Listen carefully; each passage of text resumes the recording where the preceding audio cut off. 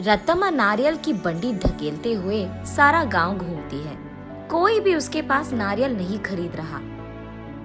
उस गांव के सारी गलियां ऐसे घूमती हैं कि उसके पैर भी थक गए। का बेटा, माँ भूख लग रहा है माँ, ऐसे पूछने पर उसे रोना आ जाता है और रत्तम्मा को पता नहीं चलता कि वो क्या करे। तब वो एक जगह उसकी बंडी रोककर एक नारियल काटकर, आज के लिए खाकर अपना पेट भर लो बेटा, कल अच्छा खाना खिलाऊंगी, ऐसे कहकर अपने बेटे को देखते हुए अपने जीवन को कोसती है। मगर वो दोष किसको मानेगी, रत्तम्मा को समझ में नहीं आता। एक समय में रत्तम्मा बाकी गांव वालों की तरह ही छोटे मोटे कूली का काम करती थी, लेकिन उसे लगता है कि उसे उसका मेहनत का फल नहीं मिल रहा। इसी दुख में वो दिन गुजारती थी। कुछ ही दिन पहले रत्तम्मा का पति पी पी कर मर गया। घर के सारे पैसे वो अपने दारू में लगा दिया और घर में एक फूटी कौड़ी भी नहीं है। इसीलिए रत्तम्मा को क्या करे ये पता नहीं चल रहा था और उसे इसी बात का डर था कि वो अपने बेटे को कैसे पढ़ाएगी। एक दिन वो अपने घर के बरामदे में बैठकर यही सोचती रहती है कि वो पैसे कैसे कमाएगी। तभी फैसला करती है कि वो एक छोटा सा व्यापार करेगी। इसी सोच में वो जब सर उठाकर ऊपर देखती है, उसके घर के ठीक सामने मौजूद एक नारियल का पेड़ उसे नजर आता है। तब वो फैसला करती है कि वो नारियल बेचेगी। उसके फैसले के अनुसार ही वो अगले दिन उस गांव के जंक्शन के बीच में नारियल का एक छोटा सा बंडी लगाती है। लेकिन तब तक उसी जंक्शन पे दो और ऐसे व्यापारी थे जो नारियल बेच रहे थे। उन दोनों की वजह से रत्तम्मा का व्यापार ठीक से नहीं चलता है। इसी कारण 2-3 दिनों से रत्तम्मा की बंडी से सिर्फ 2 या 3 नारियल ही बिके थे। बाकी सारे वैसे के वैसे ही रह गए। ये देख निराश होकर रत्तम्मा ये फैसला करती है कि अगर वो गांव के सारी गलियां घूमकर बेचने की कोशिश करेगी तो कम से कम कुछ तो बिक जाएंगे।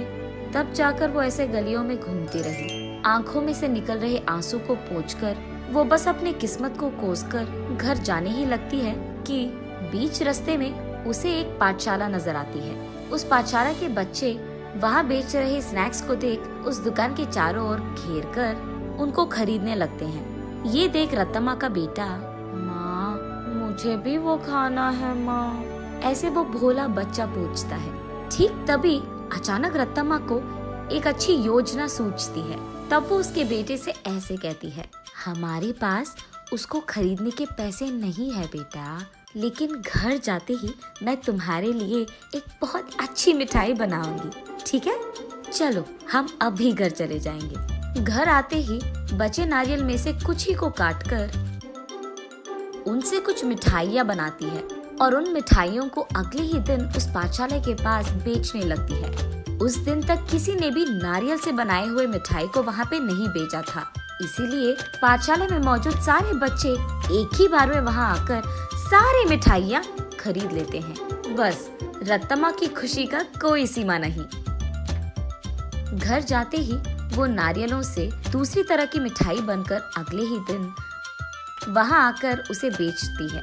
पिछले दिन की तरह ही बच्चे वहाँ आकर सारी मिठाइयों को खरीद लेते हैं। लेकिन कुछ बच्चे ऐसे पूछते हैं, आंटी कल जैसे मिठाई नहीं है क्या? कल लेके आऊंगा बेटा। ये कहकर घर पहुंचते ही अगले दिन के लिए नारियल से ही 2-3 प्रकार की मिठाइयाँ बनाती है। तीसरे दिन भी सारी मिठाइयाँ बिक जाती है।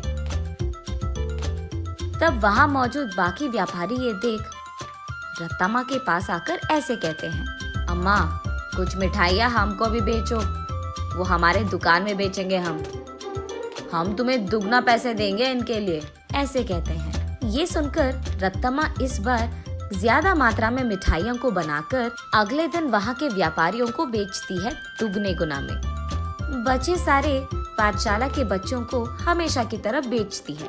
ये देख बच्चे सारे वापस रत्तम्मा के पास ही मिठाइयाँ खरीदते हैं।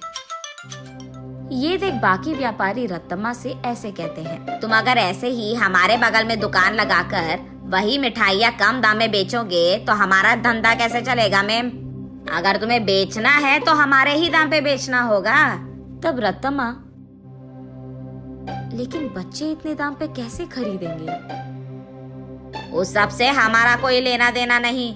अगर यहाँ धंधा करना है तो हमारी सुनो, वरना यहाँ से निकल जाओ। ऐसे कहते हैं। ये सुनकर रत्तम्मा उसके घर पहुंचकर बहुत सोचने लग जाती है। अगले दिन वो उस पाठशाला के पास एक बड़ा सा मिठाई का दुकान ही खोल देती है। उसमें सिर्फ नारियल से बनाई हुई मिठाइयाँ ही बेचती है। अब रत्तम्मा को किसी से कोई लड़ाई करने की जरूरत नहीं पड़ेगी। दूसरी तरफ रत्तम्मा की तरह नारियल से मिठाई बनाकर बेचने वाला उस गांव में और कोई नहीं था। अब इस कारण रत्तम्मा के मिठाई का दुकान सिर्फ बच्चे ही नहीं बल्कि सारा गांव जाता था। कुछ ही दिनों में रत्तम्मा अमीर बन जाती है और उसी पाठशाला में वो अपने बेटे को पढ़ाती भी है। ऐसे प्यार से वो उस नारियल के पेड़ को हर रोज पूछकर पानी डालती थी।